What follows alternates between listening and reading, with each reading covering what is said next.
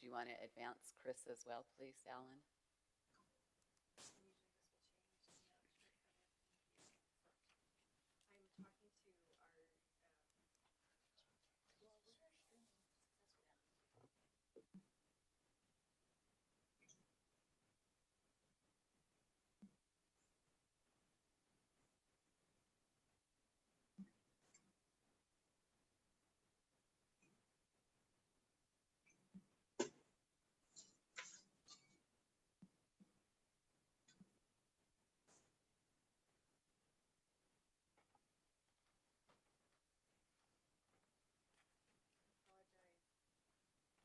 Okay, are we set? Good evening. I'd like to call this session of City Council to order. We have council members Worthen, McConaughey, and Pack online, council member Jacob, Green, Whitelock, and Bloom in chambers. Thank you for being here. Our first item of business is station area plans. Oh, you're Taylor. Welcome, Mr. Jensen. You'll need to push the button on the right to speak. And while you're starting, you might as well introduce yourself.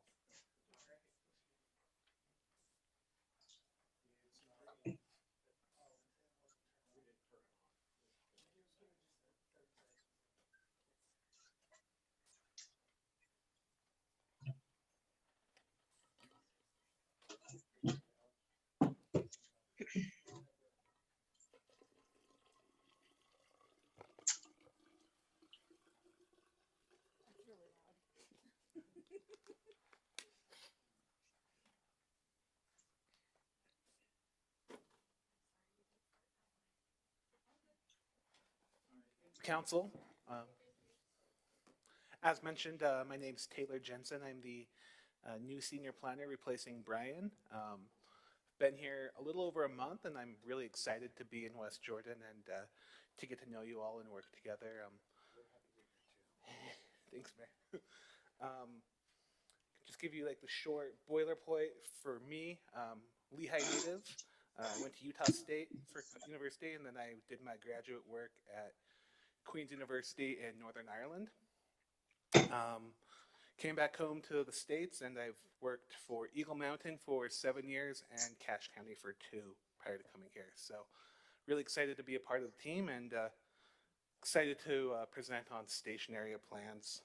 The goal of tonight's meeting is to just kind of lay out the state requirement that got put on us in January, to answer any questions you have about those requirements, and to get your feedback on how you'd like us to proceed, as well as update you on work that we've already started as staff. So I'm happy to go into the presentation. If you want me to stop and answer any questions, I'm happy to do that anytime.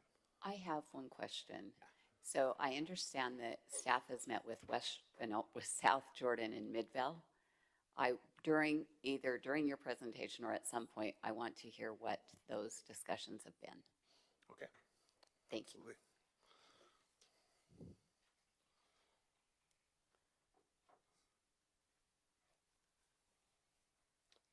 Clicker's not working, so okay.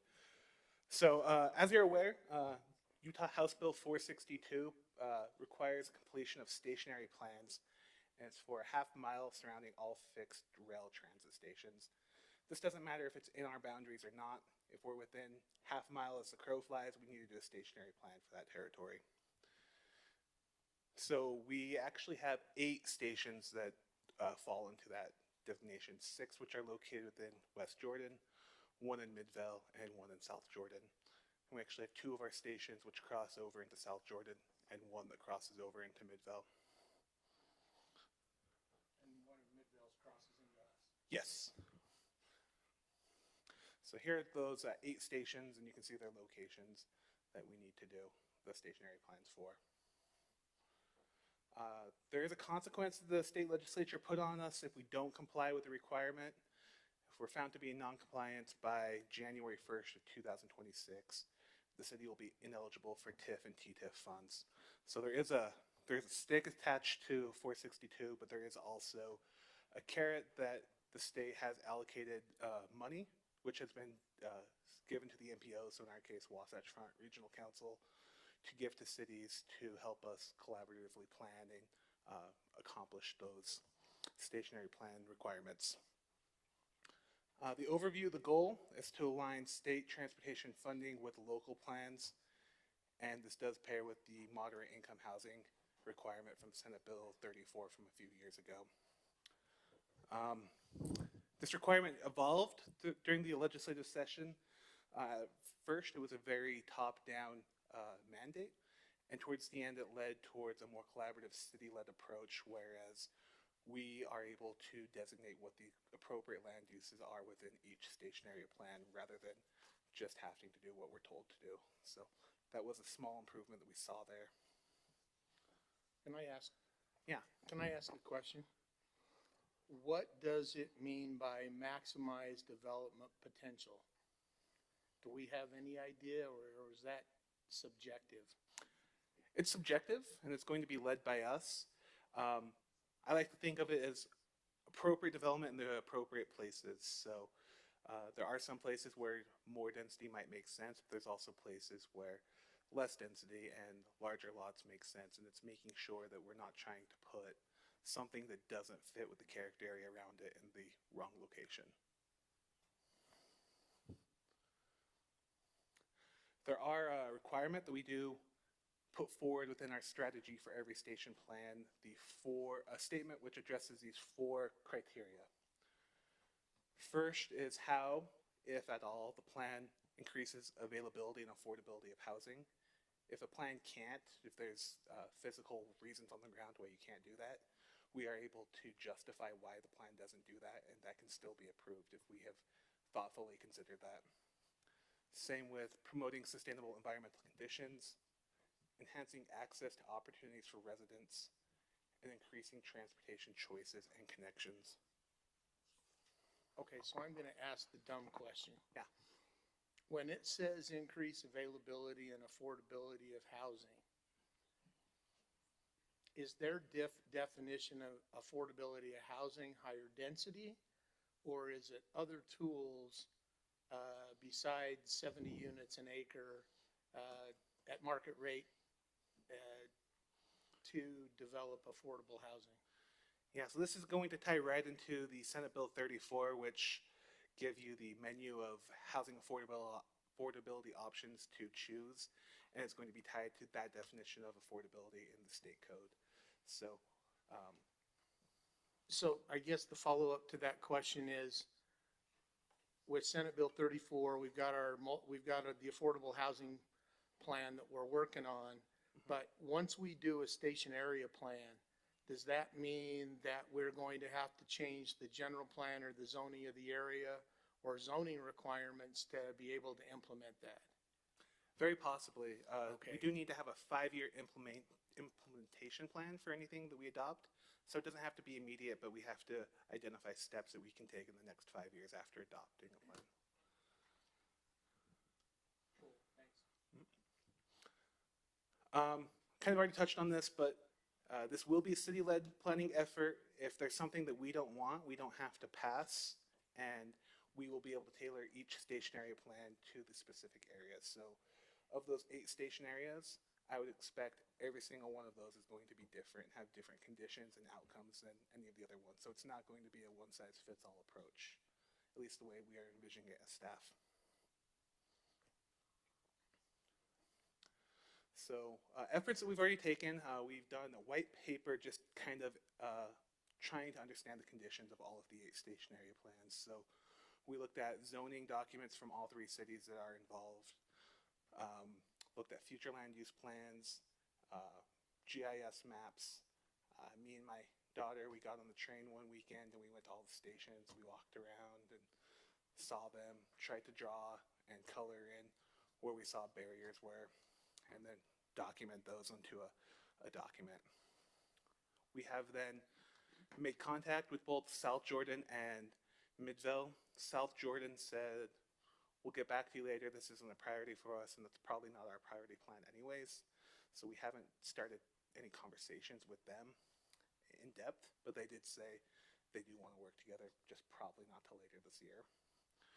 But we had two. Okay, but if we have plans submitted by this month, we have that's terrible, a better chance of getting funding.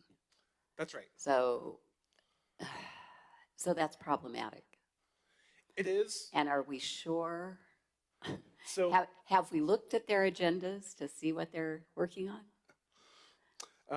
we've talked to them a little bit, but in talking to Wasatch Front Regional Council, they said they're going to really fund at most one plan from each community to start out.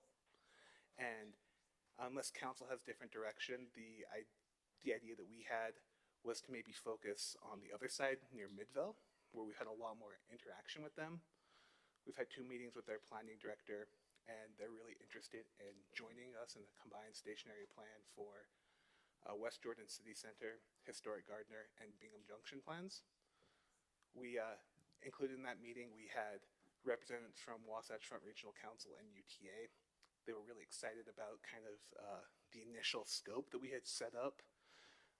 They felt like it was probably it could be like the key plan or the best one or the kind of the keystone that they'll hold other plans up to, just because of how many different moving parts there are, how big of an area it is, and how important it is to the whole system. So that was Probably doesn't hurt that there's a lot of high density housing in that area either to make them happy. I want to say that I'm concerned that South Jordan wants to put it off. I don't want to have us waiting around for them. So I hope that we are proactive and don't end up being reactive. Taylor, if I'm correct, we have to get 2 of them done right away.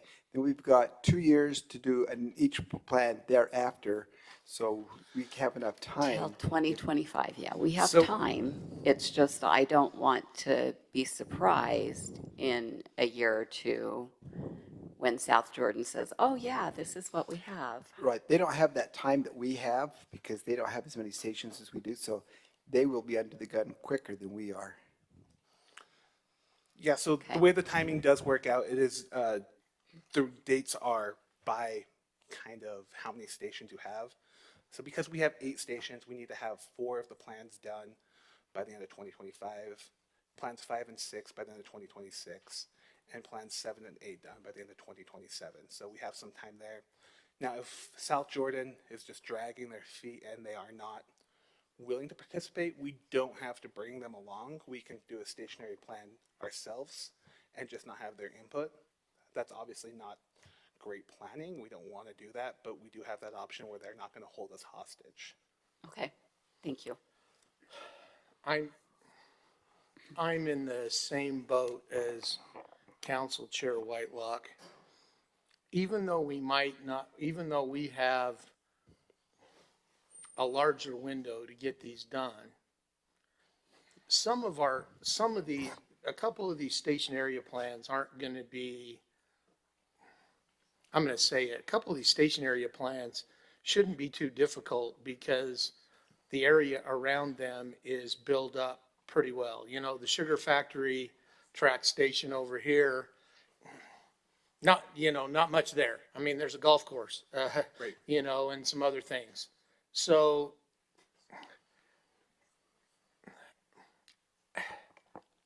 I don't want to wait until 2028 to have all of these done. Me either. And I would just assume, if Wasatch Front Regional Council likes an idea of a joint station area planning, I like the idea of moving forward and saying, hey, us in Midvale, we're going to knock out 3 of these at once. We get those 3 knocked out fairly quickly in relative bureaucratic terms, maybe a year or so, whatever. But we get that knocked out as a model, and I'm just going to say this. I want West Jordan to lead the way in this nonsense and not be left behind. And we're trying to, at the last minute, figure out what we're going to do with the stations out on the southwest corner because, well, South Jordan was dragging their feet. What I want to be able to do is I want West Jordan to lead out on this. I want West Jordan to have that flag running into this mess saying, we're here. Us in Midvale are going gung ho on this West Jordan, on this 3-station area master plan. We're going to get this done. We want some funding, Wasatch Front Regional Council, because we're doing 3 at once between 2 cities. And we want to be able to do that. And then if we get that done here fairly quickly, we can turn around and tell, I'm going to say tell or encourage or cajole South Jordan to say, look at the model, it worked. We want to do those 2 on the southwest end and get those done now, because the ones in between aren't going to be difficult. But the southwest quadrant ones, there's a lot of vacant land out there. That needs to take a focal point. The Midvale one, the joint one between 3, that's a great place to start. The 4 or 5 in between, Sugar Factory Road, we can probably write the station area master plan in 3 weeks because it's so built up around it, right? And the other one to the west doesn't have a whole lot of open space, open land. It's mostly manufacturing area. I think we can, I'd like to work on my priority would be work on the east end, because Midvale's willing to play. Get the east end done, lead the way, show how that works with 2 cities, bring South Jordan into it, do the west end, and then those last 3 or 4 that are going to be simple because they're in the middle, we may not even have to hire outside consultants on them. Does that make sense? Yes, that does make sense, and I'm glad to hear that feedback. That's exactly what we wanted to hear, and Okay, that's, we have a question from Yes. Councilmember McConaughey. Are we planning to split the bill with neighboring municipalities? yes, we are. Hopefully, there's not a bill besides city staff time. In talking with Wasatch Front Regional Council, they said the joint plan between us and Midvale, they would expect to fund it between $250,000 and $350,000 with 0 city match required. So hopefully it's just staff time that we have to pay, nothing else. Okay, thank you. No, I really appreciate it. That's exactly what I came here. So really what I need, council, from you, are we in agreement with Councilmember Green that we'd like to work on Midvale, then South Jordan, then the middle? Yeah, I think that's the wise way to go. Anyone online want to indicate how you feel? That's fine, thank you. How much more of this presentation is there? Is this the end, or do you have significantly more? There's just like 2 or 3 more slides really, but a lot of it we've already addressed, so. Okay, I just didn't want to weigh in and, ask questions that you might have been planning on answering. To me, this reminds me of like the IOZ, right? It's something I think would be best addressed holistically. You look at the whole thing and you say, well, here this makes sense and here that makes sense, and because they all follow the same sort of justification or the same impetus, right? Why we're doing it is because there's train line, there's track stop, and so what does this track stop have that this one doesn't? And if we can get them to work in coordination with each other, that's kind of my initial blush at this. And then my second initial blush, can you have 2 initial blushes? Reaction to this is every inch of this city has zoning and has future land use map. Is that not a plan? Do we need to change the future land use map so that now it's a station area plan? What if we like what's already there? What if we like what's already there?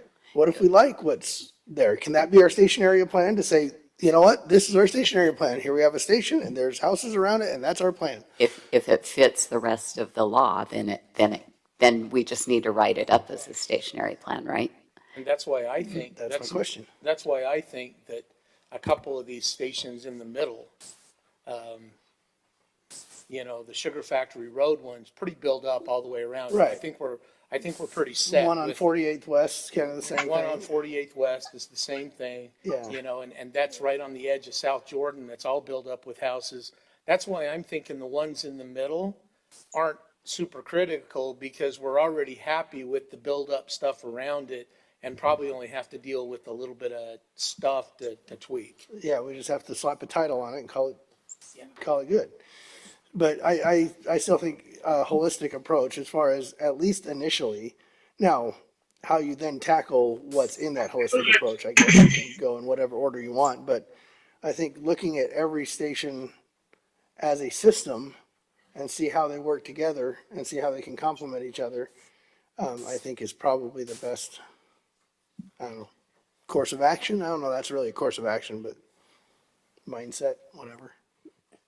But I agree with Calvin. I mean, even in this report, when you're looking at some of the ones that are already pretty much built out, I mean, you gave some great ideas on there on how to even improve it. And so, like you said, like when we get to that point, we're going to have a really nice layout of what things we may want to adjust if it's applicable. But starting with that east-west, I think is definitely the wise way to go, because get the hard ones out of the way and the rest is going to be, knock on wood, cakewalk.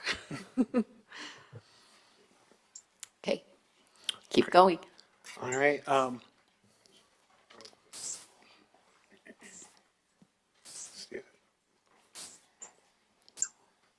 right. So, just we were wondering what the council priorities was, and I think we've already got that. I think it's good to see that align kind of with us as well. Our top priority was that west side. East side. Second priority was that west side with South Jordan and maybe Jordan Valley, because it's already largely got a transit-oriented development. I want an intern. Where do I get an intern? Councilmember McConaughey has now joined us in chambers.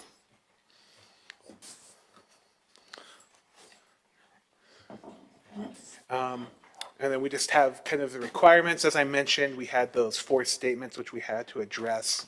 We will also be responsible for coming up with a map for each station area and an implementation plan.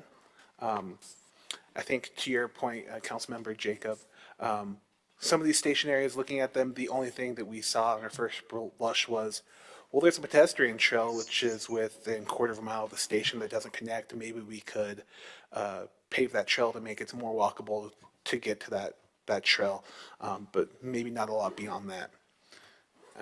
There is also a requirement for public involvement with stakeholders, which are property owners, whether that's commercial development or a residential property owner, as well as UTA, UDOT, and neighboring communities where appropriate. So the other thing that, go back to that last slide.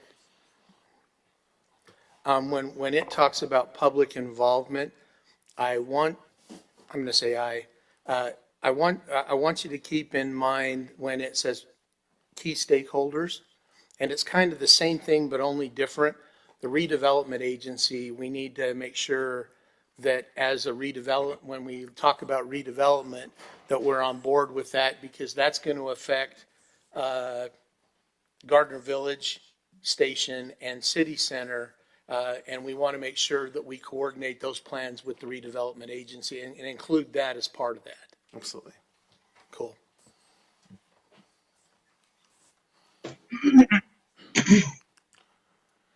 And then finally, just the due dates, which we already kind of went over. There is one wrinkle which we haven't addressed, is if we receive a qualifying application in any of the station area plans, we then have 12 months to complete a station area plan for that station. They are very specific what a qualifying application is. It needs to be at least 5 contiguous acres located within half mile of a track station. The land has, the proposal would have to change the general plan or require a zoning designation to propose a higher density.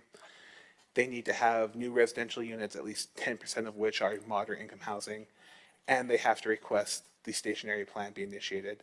So they do have to do all of those things. It's not just 1 or 2 of them. All of those have to be true for a qualifying application to trigger that 12-month stationary plan. And if that does happen, those will be the priority station area plans for funding. I did just want to touch on the funding mechanism again as well. They're probably going to fund 4 or 5 times a year. So the first application is due on the 18th. We're looking to have an application in for that.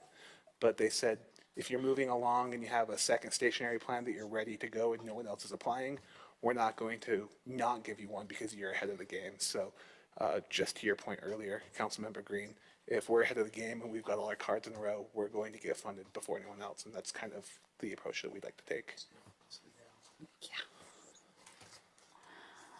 And with that, just any other questions, I'm happy to answer. Otherwise, thank you for your time. So I'm going to jump in here again. The one thing, I know a couple of us have had these discussions offline as well, is we want to make sure that as we're working with Midvale, that the council is working with the Midvale Council and that we've got that dialogue with having some joint meetings with the Midvale Council and eventually the South Jordan Council, so that we can make sure that we're all in agreement with what these station area plans are, that we've worked it out.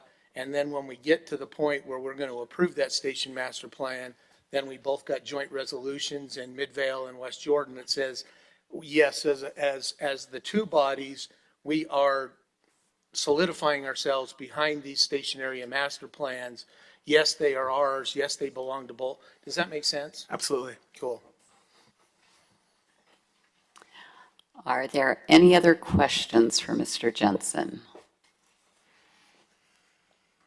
I don't see any, so I just want to thank you. Your packet was great. I loved how everything was individual, easy to find, easy to get onto, and easy to read, and very complete. So thank you very much. I look forward to working with you. As well. Teach the staff how you did it so that everybody does it the same way. I'm learning from all of them. They're teaching me, so we're good. No, the way that you did the packets with the individual exhibits on a couple of these, that's the great way to go for using PrimeGov, so. Yeah, it was really easy to do the homework and like, oh, I got this. Okay, I understand everything. So there wasn't a lot of questions because you covered a lot. So I appreciate it. Thank you. All right, next up, we have a discussion on establishing a citywide process for applicants to obtain monetary and non-monetary, ooh, I think I cut it off. I'm sure it says assets.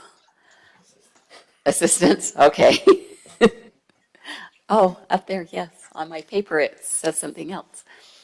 I think Mr. Anderson is leading this. I am, thank you.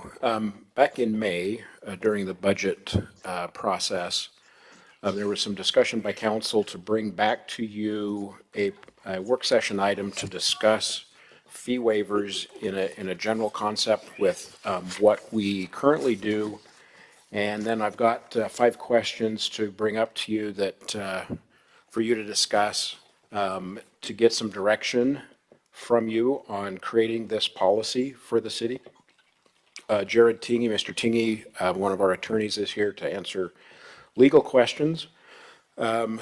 So the current process right now is not really a formal process. What has happened in the past has been a individual would call the city to make a request for a fee waiver. The staff prepares the paperwork to bring it to council with a request for council action. As required, you hold a public hearing and then make a decision on whether you want to grant the fee waiver or not. Many times those fee waivers are service in lieu of fees. So that's really the process that we have now, which is really not defined, I think, how you had suggested it be defined back in May. So what we want to start off with, number 1, is we have 5 questions. 3 of them are on your screen right now. The first one, does the council, majority of the council, desire to grant fee waivers? And if 4 of you say, yes, we do want to grant fee waivers, what requirements would you want to ask? Do you want it to be service in lieu of fees? Do you want the applicant to fill out the paperwork? Do you want us to use, which obviously I would say we would, the consolidated fee schedule to develop what those costs to the cities would be? If you're making a cash in your packet, you had a document that kind of explained the 1082 studies, which is what you would use when you're providing funds to a nonprofit.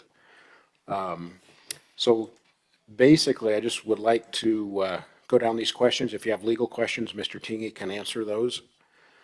So. Okay, so Melissa, Councilmember Worthen and Councilmember Pack, are you in favor of granting fee waivers to nonprofit entities? I'm fine with it as long as they're willing to provide some services. Like Yes, thank you. services in lieu of fees. Okay. Right, agreed. There needs to be a win-win situation. Okay. Councilmember McConaughey? Potentially. Okay. I mean, I'd be willing to consider it. If you're saying, do we want to, the question sounded like, do we carte blanche want to waive fees for nonprofits? And my answer to that is no. But I would like to consider it. Okay. Councilmember Bloom? I think it's important that we have the ability on a case-by-case basis, so. Okay. Councilmember Jacob? I don't think it's broke, so I don't think we need to fix it. Okay. I think it's working. Councilmember Green? I don't want to restrict it to not-for-profit. I think that, because if we, and hear me out, if we decide that a neighborhood is going to get together and have a neighborhood cleanup, and they ask for some dumpsters and ask for a fee waiver based on that neighborhood cleanup, they're not a not-for-profit organization, they're a neighborhood. And so if we're anticipating fee waivers for dumpsters because the neighborhood gets together, if I would rather just say, and Jared, maybe you can jump in here. Not-for-profit does not require a 1082 study. Other ones do. We have to do, whether that's an analysis, we'd have to do that. You know, what do we get out for waiving the fees, correct? So yes, on your question about whether or not a non-for-profit needs a 1082 study, they don't. When it's a fee waiver, no 1082 study is required.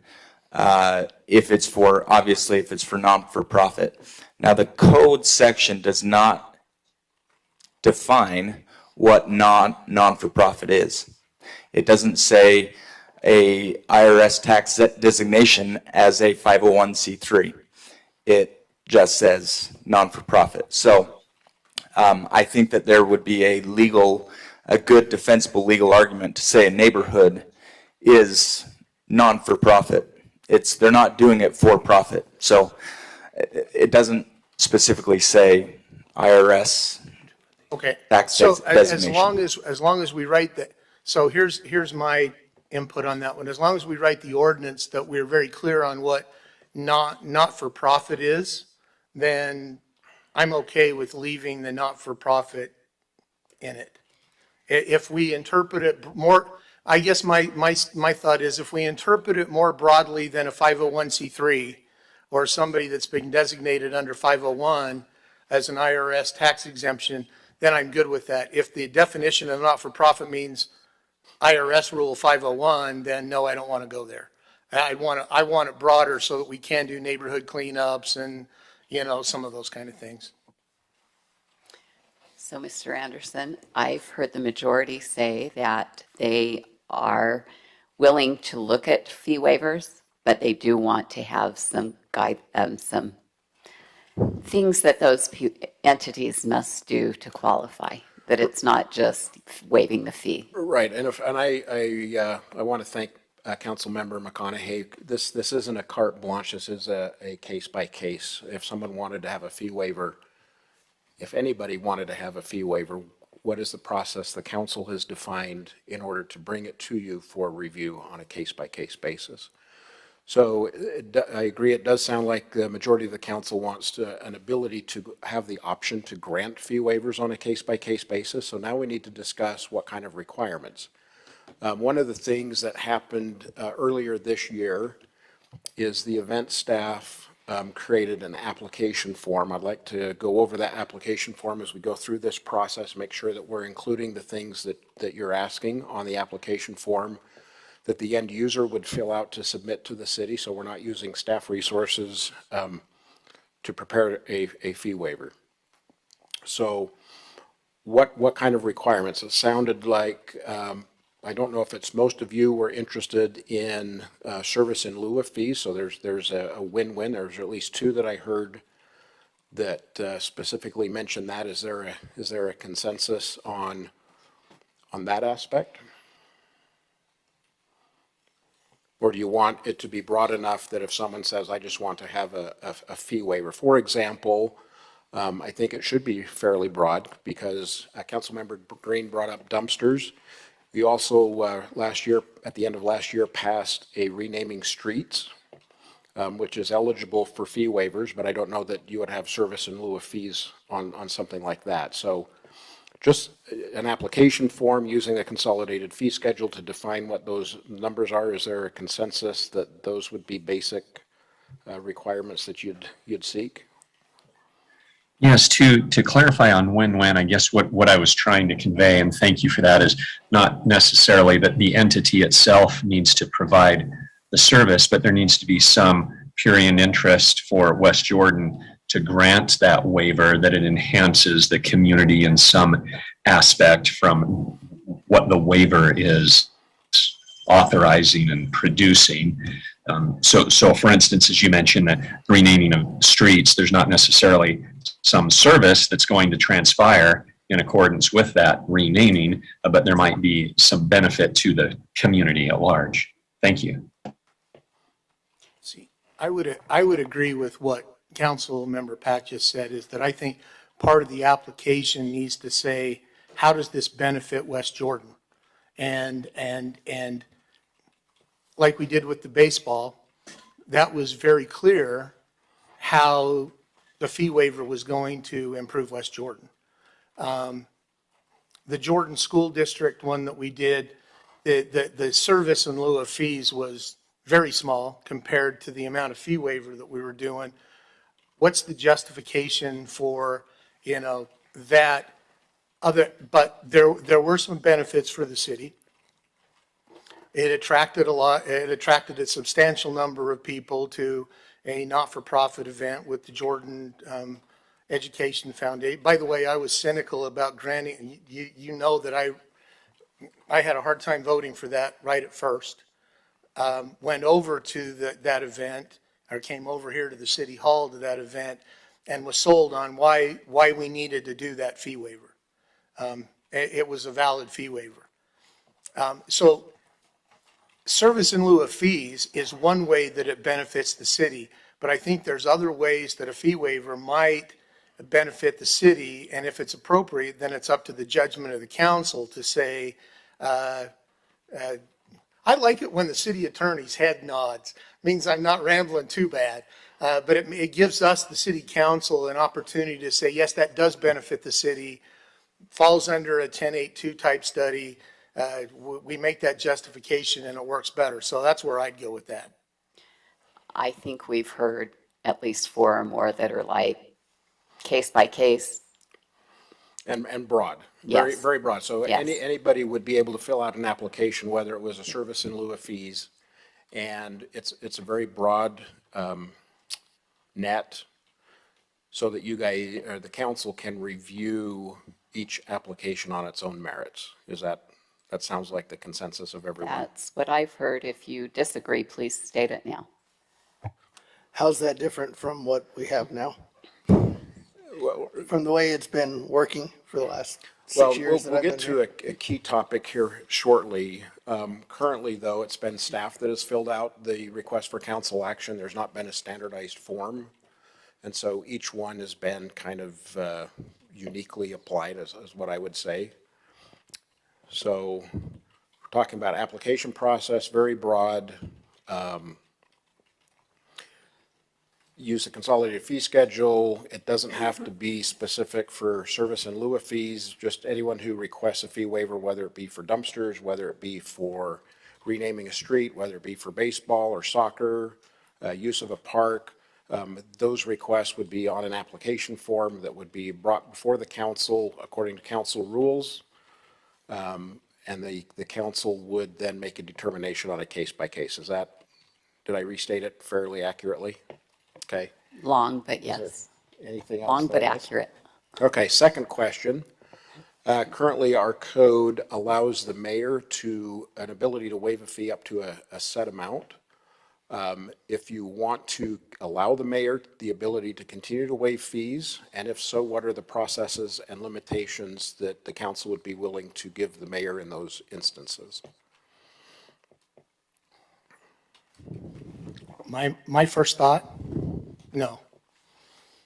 1082 requires specifically that the waiver of fees belongs to the council. It's a budgetary issue.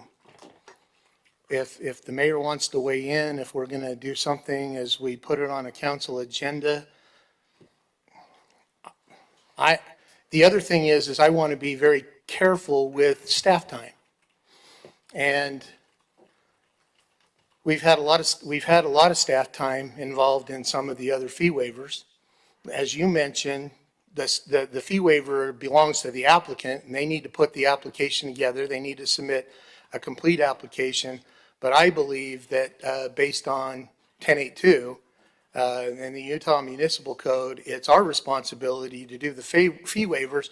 And you hear me out in the process. It doesn't make sense to have an application, somebody walks in, they apply with the mayor's office. The mayor's office then does some magic with it and processes it and sends it to the city council.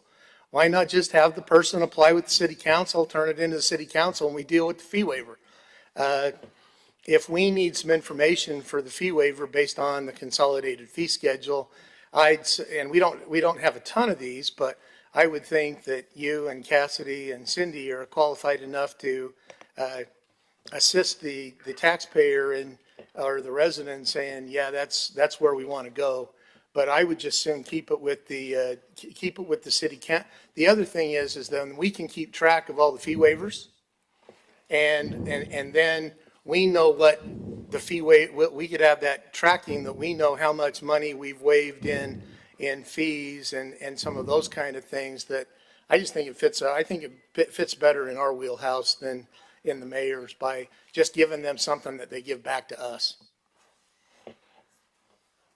So I would think that having the same process for everyone for a fee waiver would be best, as opposed to like Jane can go to the mayor and Joe can go to city council. I think however we're doing it, it should just be one process that people do.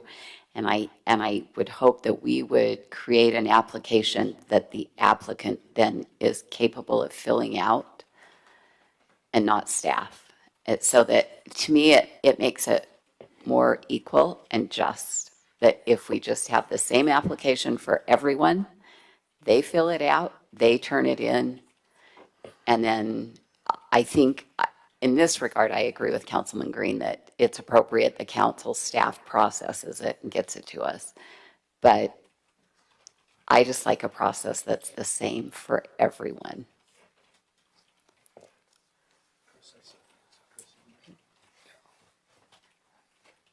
So if the mayor's office wants to propose, here are the things we think that should be able to be done administratively, I'd be open to a list of some of those. Perhaps if there's like an HOA looking to use a room at City Hall and they're asking for a waiver of fees for something like that, I don't necessarily think that something of that nature would necessarily need to come to City Council.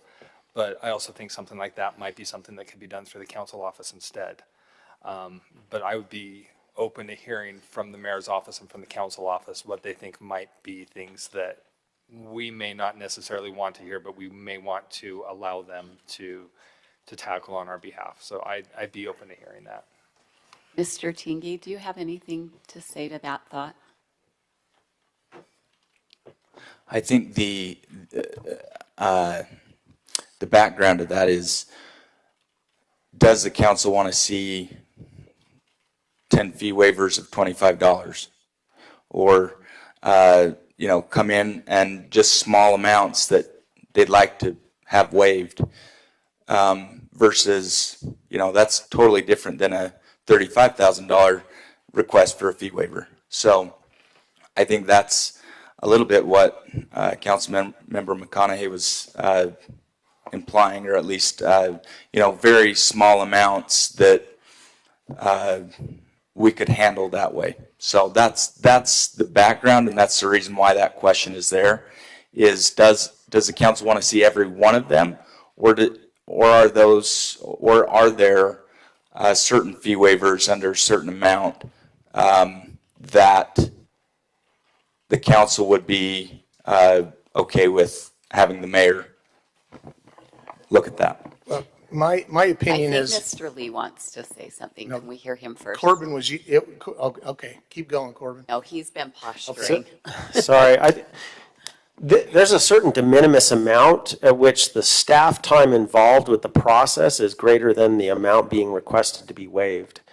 And I'm speaking, I guess, a little bit, Mayor disagree with me, or Alan disagree with me. I don't think any of us in the mayor's office care that it's the mayor waiving a fee versus, we're not trying to take this legislative authority away from the legislative body, but rather have a process where we're not upside down and the staff time involved in the process is greater than the request being made. And we have that currently with what we have been doing at times.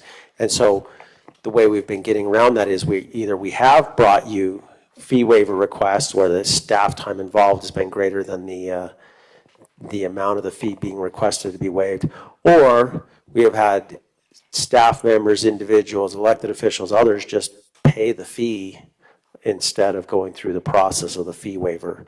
If there were a certain de minimis amount, you said, look, below this amount or under these circumstances, we as a body don't want to hear it, but we as a body delegate our authority to the council chair or the council office director or the mayor or whatever you as a body want to delegate it to.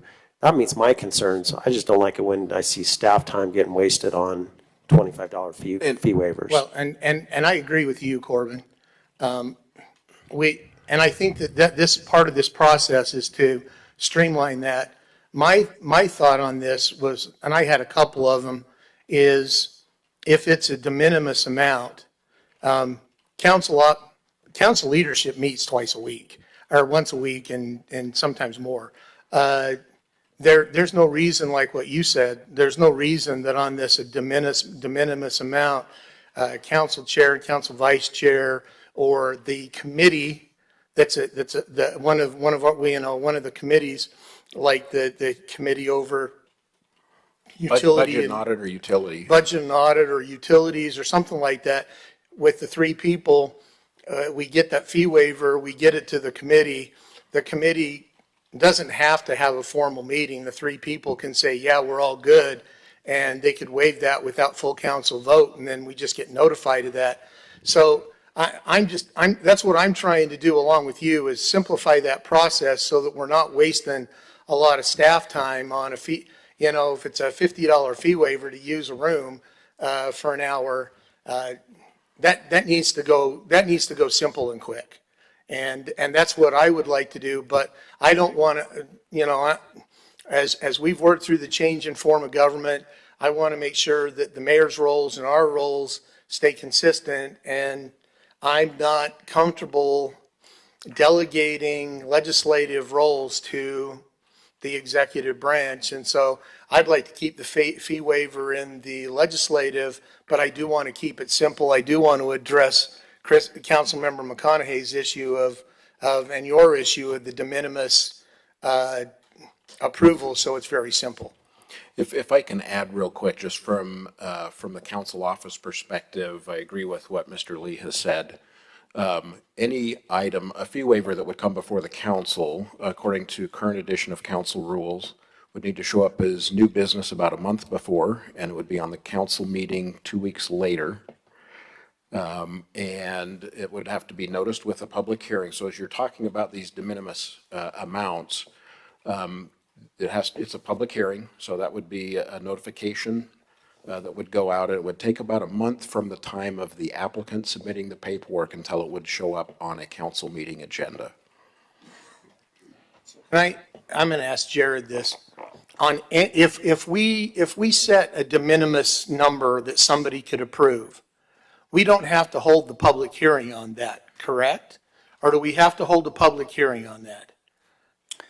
I think that there is I don't think that you would have to hold a public hearing on all of them. But in order to designate or, designate who you want as that committee or person or delegating that, that would have to initially be in a public hearing and stating that certain amount. Yeah, that would be simple. So, Mr. Lee, can you give me some examples of a $25 fee waiver that we're asked to waive? Nothing on the fee schedule that I see is really that cheap. So, Yeah, $25 may not have been a good example, but frequently we have requests by not formal 501c3 nonprofit groups and other informal not-for-profit groups to use a city room, which technically we should charge for, like the multi-purpose room in here or in City Hall, to use Pioneer Hall, to host, what's that? Yeah, there's lots. Yeah, lots of organizations. Use a city facility and request a fee or waiver to use a city facility, request a fee waiver to reserve a park or a park pavilion. Dumpsters, the neighborhood dumpsters was referenced earlier, and that's, that one's on an order of a couple $100 fee waiver, depending on how many dumpsters they want. Those types of examples. how much does it cost to send out notices for public hearings? It varies. Yeah, well, I'd have to look, whether we have to do it online or mail notices out. Mail would be the cost of the postage and the staff to stuff them. But if we're talking use City Hall, we shouldn't have to mail anything out, should we? I'd have to check. I don't know that the fee waivers need mailing. I think it's just a 24-hour. It's 24-hour noticing on public hearing. Just the staff time to get it posted everywhere. Well, so if we have a good application that the applicant can fill out, why is there so much staff time involved? Well, I can tell you, at least at the last one with Jordan Education Foundation, a lot of that was what service they're providing, what and the details there, what how they came up with the value of what they're providing. I know that when we came last time, whether it was with Jordan Education Foundation or the Copper Hills baseball team, the council had mentioned that, well, who came up with this amount It of was value? Jordan Education Foundation. 'Cause Okay. they make a lot per hour, apparently. So that was also the question of, okay, how do we come to this figure to present to the council? So I think those two, and I'd have to go back and look to see what we included in that packet, but it did take a considerable amount of time, at least for that packet, the Jordan Education So my Foundation. opinion is that's onus is on them. Why should we be doing that?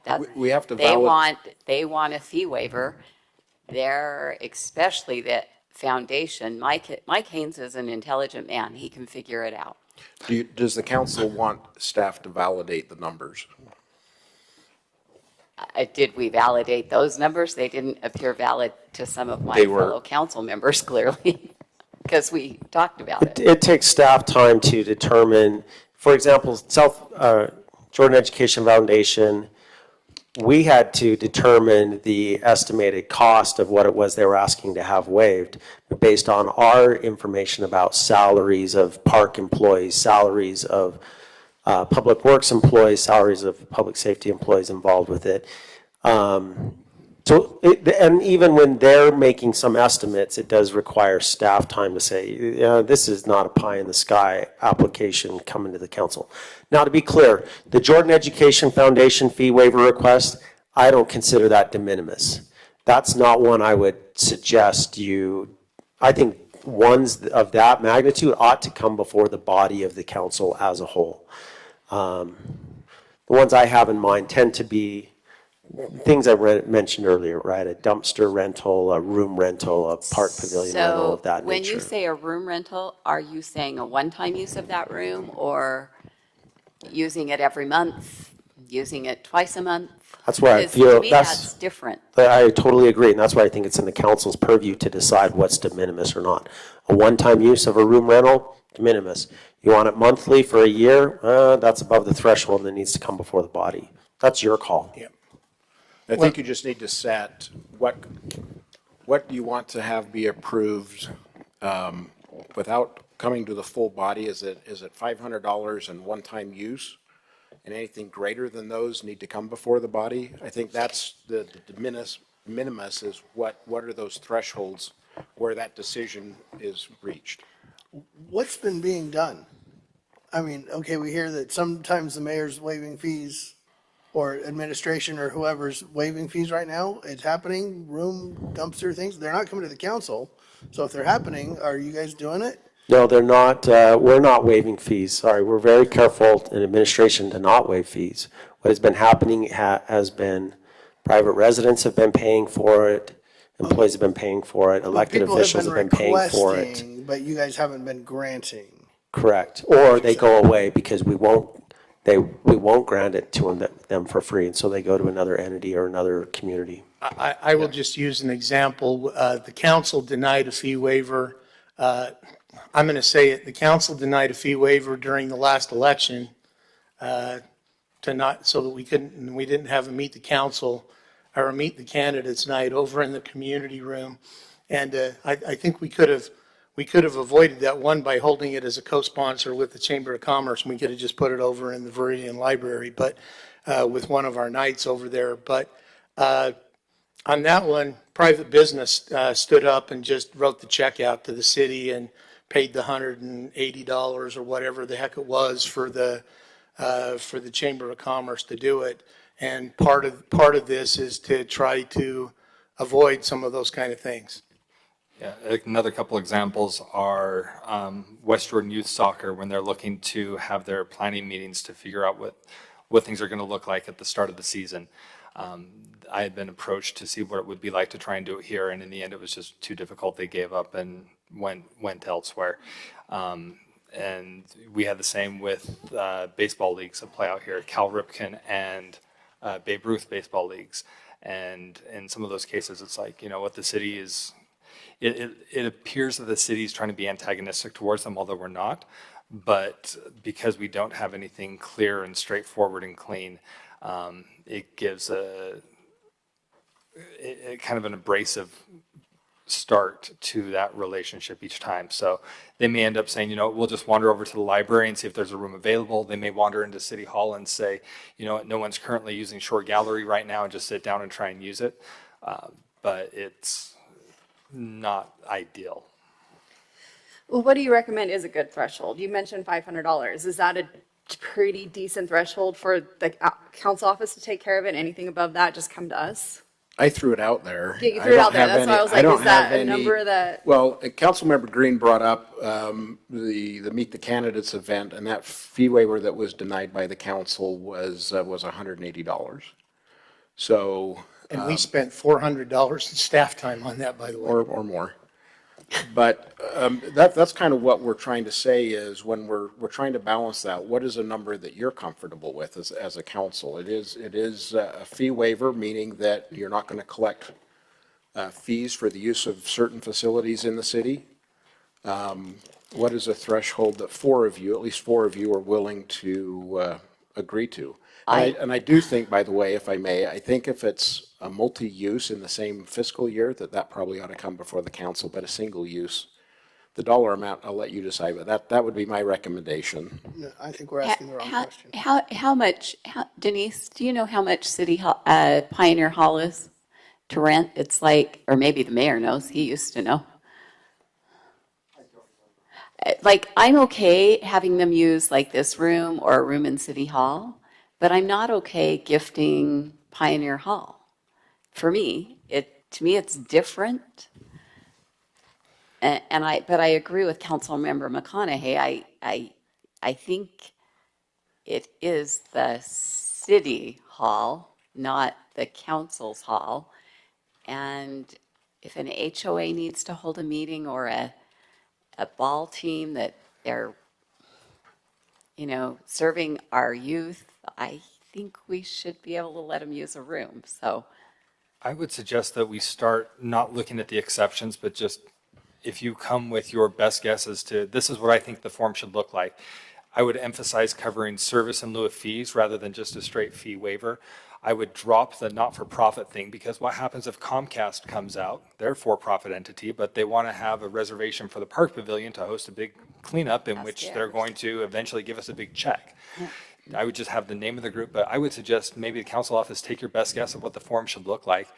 And then to start with, just bring everything to the council. Rather than trying to guess everything that's going to happen, just start bringing it to us. And then when it becomes a pain in the butt, we'll say, you know what, this doesn't make sense. Here's where we should adjust. We'll probably have a dollar amount. We may have a type of organization, like if this is a West Jordan-based group of residents, it's going to be higher on the scale than a, let's say, California-based for-profit entity. We may say Pioneer Hall is off limits, but you know what? We encourage use of our park pavilions. We want people to do neighborhood activities, things that encourage a sense of community. We'll probably figure some of that out along the way. So I think Councilmember Jacobs is right when he's saying we're asking the wrong questions. I think we just start with the basics and then just see where it goes. We still haven't got to the right question, though. It seems to me that if there's a fee that is so low that it is frequently requested to be waived and frequently waived, if it were such a thing, or paid for by somebody else or whatever, why are we charging this fee? If it is too cumbersome for us to go through a process of collecting money for a fee that it's just easier just to waive it, why do we have that fee? If there's a fee on the books that is going to be frequently waived because it's under a certain dollar amount and we just say, okay, Mayor, you can waive it all you want, why do we have it on the books? I'd say the reason why it's on the books is so that So City some people Hall. will pay it? Well, no, it's to ensure appropriate access to City Hall. What we don't want to have is say, we're not charging any fees for the community room, and some insurance company decides they want to do a sales pitch in here every Tuesday night because there's no fee and this is a great place to do it. So I think there's some justification for that. I think as there's a way as to codify gatekeeper. that, though. There's a way to codify that. Instead of saying, we're going to charge everybody $100 to use the community room, but you can fill out this form and maybe you'll get it waived. There's got to be a clear standard, because if there's not a clear standard, you got 14th Amendment violations just to start with. I mean, you're not equally applying the law. If you're waiving it for some people and not for other people, and you don't have a standard as to why you're doing it, you have a problem. So, I mean, there needs to be a clear standard. Mr. Tingy's head's going up and down, so I think he agrees with Councilmember Jacobs. You had asked earlier, what are some example fees? For example, our rates to rent city hall rooms currently in the fee schedule are $55 an hour up to $125 an hour. To rent the Pioneer Hall, for example, the rate is from $270 to $450, depending on resident, non-resident, half day, full day. So that's the ballpark of ranges of fees that you're in. Dumpsters are $50 for the first one.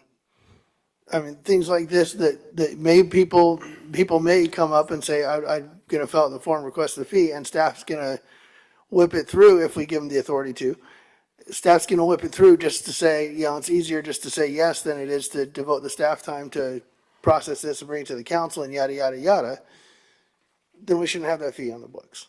I agree Otherwise with you're playing Councilmember favorites. McConaughey. If we have a very streamlined application process and then council leadership says, okay, this is going to go to council, the rest council office can handle, have everything come through us, and then we'll find a happy medium eventually.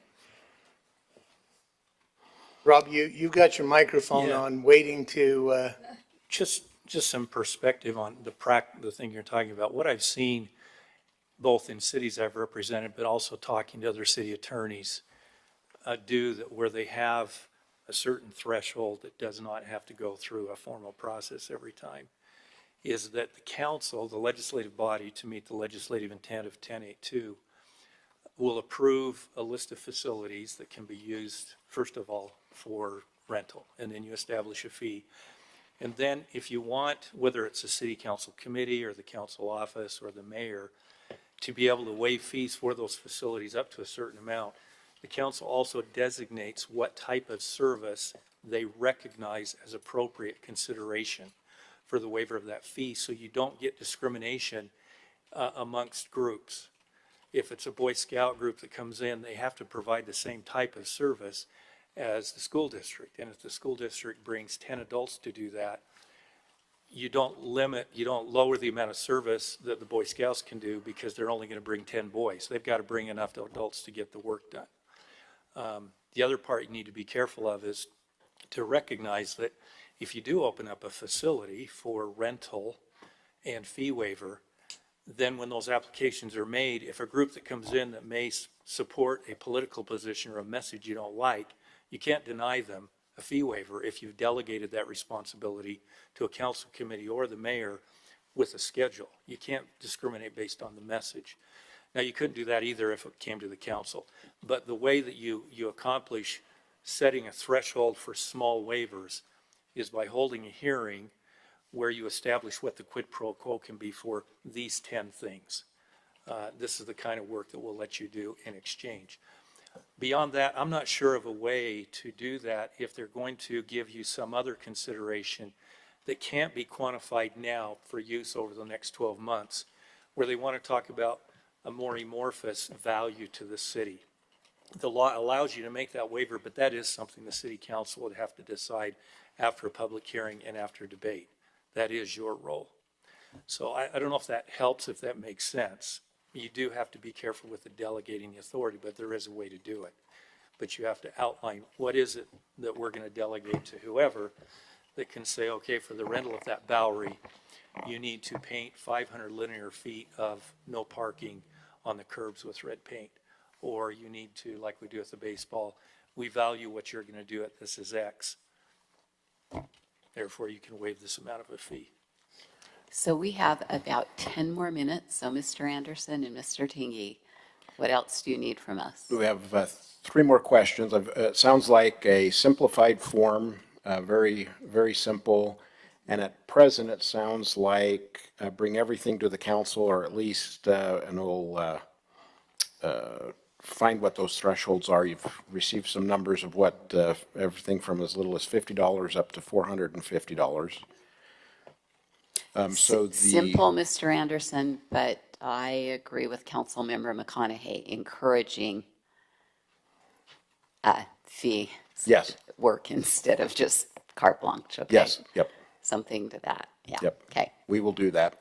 Third question, we've got 3 questions to go in 6 minutes. I think we already kind of talked about, I think we've wrapped up C with what does the council want the process. It's an application that is provided that the applicant fills out and returns to the council office. Can this be available online as well? It can.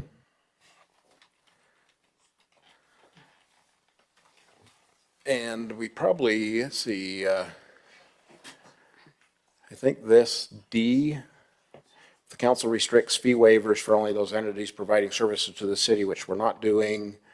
Council wants to estimate. I don't know that we need D. So let's just go to E. Let me just ask the council, would it be helpful to, I think you saw in the packet for the baseball field, in one of the past fee waivers, you saw a list of what they were allowed to do in order to receive that fee waiver. Would that be helpful to get with parks or get with staff and say, here are the projects that we would be able to have citizens or groups come in, and you can value those with the expertise of the parks or public works, or would that be helpful? Yes, I think that would be helpful so that, if I come in with my Girl Scout group and we want to use the Bowery, and then I know, oh, we could do this, but probably not that. Kind of a laundry list of choices I think would be good. I know we've asked and on occasion had a list of like service projects that were available for like kids looking for like Eagle Scout projects or something like that. It would be beneficial just to have like a standing list of projects, but at the same time, I want to recognize that it's not like we can just have a list of, hey, here's a whole bunch of stuff that needs to be done with parks, but we still incur staff time to supervise, staff time to prep. Sometimes, I mean, even if they're just helping spread bark, we still have staff time to clean up. So similar, while there might be a list of ideas, I don't know that we could have like a straightforward set fee schedule or like a fee offset schedule. I don't know how realistic that is, but a list of ideas that they could consider, I think would be very appropriate, but I think we should still have staff say, yeah, if they've got 400 people, it's going to take this much more staff time versus if it's just 2, here's the impact. A list would be a good start. You make a good point, and this is something as we work on this, if somebody's going to do a service in lieu of fees, one of the parts of the application is if they're doing service in the park, and there needs to be somebody from Dave Naylor's group that's overseeing them, that's part of the fee waiver, right? So we need to plug in the staff time to oversee the service as part of the fee waiver. Yeah. So I think, and it's the same thing as if there's a Boy Scout that's going to do it, wants to do an Eagle project, then maybe just follow me through, that they apply basically as a fee waiver to the city to say, I want to do this, and we waive the fees for the staff time to help them with their Boy Scout project. Does that make sense? It does. Yeah, it does make sense. At the same time, there needs to be enough room in there for common sense and for staff to kind of adjust things. Because, I mean, if it's something that Dave Naylor's got this huge list of things that need to happen in the park, and we've got a group of 50 that are going to go out there and help him. He was going to do it anyways, and it was going to take him months. Well, it expedites it. We shouldn't be counting his staff time because he was going to do it anyway. If it's something that, you know, this was outside the scope, we weren't really planning on tackling this year, this is going to have to come from a contingency budget to cover the cost. It wasn't on our radar, then yeah, maybe it should. But as long as there's room for staff to exercise thought as things are being presented, I'm happy. We want to give those requesting an opportunity to do something for the city in exchange from having a little bit of a break from the city. We want them to be creative. We want to give them flexibility. We want to give them ideas as a starting point, but not necessarily restrict them to a certain list of here's only what we will allow, here's only what we'll consider. We just want to give them a starting point. So I think we're in the same place. Okay, we've got 15 seconds. I'd like to indulge the council. We don't have to transition, so we could go a few minutes if you're okay to answer this next question, Chair. Yes, proceed. This last one that we have is grants of money. So we've just spent the last half hour or so talking about fee waivers. Now we're going to be talking about grants of money which require a 1082 study. Does the council desire to set requirements to receive funds? And one thing that I want to just make you aware of is I would be hesitant to encourage getting involved in the day-to-day operations of outside entities, 501c3s, 501c6s, but I do think you can ask for things such as auditing requirements, how they track their funds, budget amounts, those type of things, but I would be cautious about getting into the operations of a separate organization.